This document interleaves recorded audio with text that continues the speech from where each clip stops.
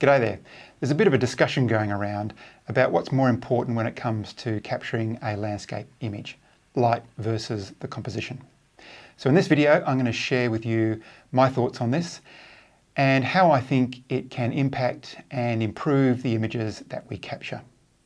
This video is sponsored by Squarespace, so if you need a website, a domain, or an online store, make your next move with Squarespace. Before I get into it, I recently shared a composition cheat sheet in my previous video where I talked about how composition can improve the landscape photos we take. If you haven't checked out the video, then I'll put a link up here, but if you want to download the cheat sheet on composition, you can do so using the link in the description below this video. In that previous video, I talk about how when I'm capturing a landscape image, I look at the scene that I'm photographing and try and work out the story that I want to tell. The elements within the scene and how they interact with each other make up the story. How I decide to tell that story, what I include in the image, what I decide to emphasize, and how I take the viewer through the image is the composition. Some elements are static, they don't move. Things like rocks and mountains, cliffs, and for the most part, trees. In some scenes, you'll also have dynamic elements, things like water, wind, waves, as well as the light. Dynamic elements are either constantly moving or changing within a scene. So with this approach, I consider light as just one of the elements within the scene. It's a dynamic element, it's constantly changing, and how it interacts within the landscape is really interesting, which makes it an important element, but it's just one of the elements that makes up the story. Light can be more important in some scenes than in others. If the story within an image is about how the light is interacting with elements within a landscape, then yes, the light is important. So an image of a mountain range bathed in light, or of a sunset or sunrise, then obviously the light is an important element. However, it's no more important than the mountain itself, or the clouds for that matter, in the sunset that need to be there to reflect the colour of the setting sun. Obviously, not all images are the same. And when the story is not so much about the light, but more about the other images within the landscape, then those other images become important. Like in this shot at Lesmurdie Falls, where I had relatively flat light, which I used to my advantage with this composition.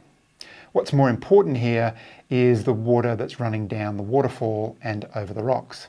Without the water, there is no story. In this example, the composition is more important than the light. I talk about the impact of composition on landscape images at length in my previous video, so I won't go on about it here. But composition is not part of the story, it's more about how the story is told.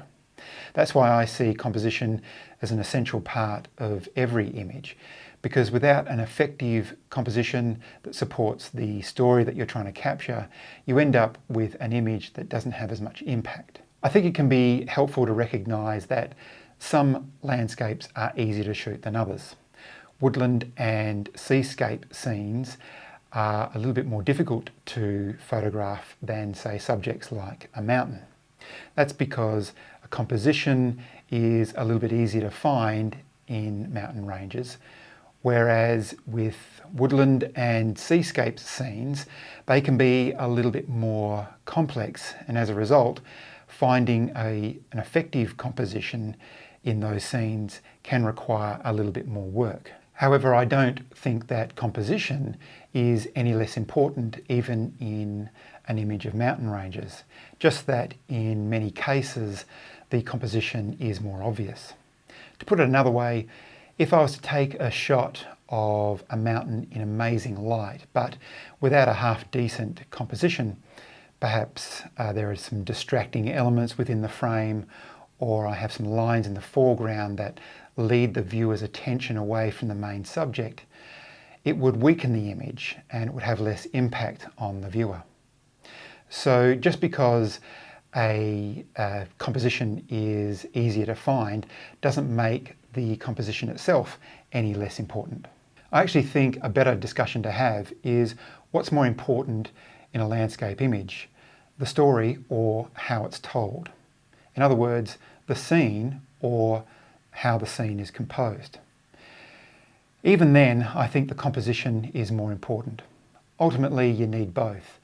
But if you think about your favourite comedian, it's not just the joke that makes them funny, it's the way they tell that joke. It definitely helps having good light, but it doesn't guarantee that we're going to capture a great landscape image.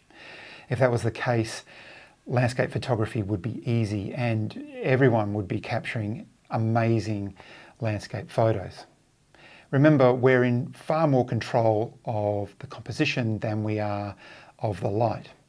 As photographers, we are storytellers, and we tell the stories of the landscapes through the compositions we create. If I'm exploring a location and it doesn't look like I'm going to get that stunning light, it simply changes the story. I explore the scene and discover the story within that scene that is interesting. And it's important that I work on a composition that tells that story in an engaging way and creates an image that is compelling to the viewer. That's why I think that composition is a more important aspect of landscape images. I'm going to tell you how I think this approach can help with your landscape photography, but first I just want to quickly mention Squarespace, who are the sponsors for this video. A website shouldn't be hard to create, it shouldn't be difficult to maintain, and it should work the way you want it to. These are basically the 3 reasons why I love using Squarespace for my own website. It's so easy to use. To get started, you first pick a template that you like from their large range of beautiful templates, some of which have been built just for photographers. And then with a simple click, you create a page. Adding images is as easy as dragging and dropping. Squarespace takes care of all the resolutions and how the images are laid out on the page, so it looks amazing on mobile, tablet and desktop. Now with their new mobile app, I can do quick updates to my website wherever I am, which is so helpful. And I never have to worry about updates because Squarespace takes care of all of that.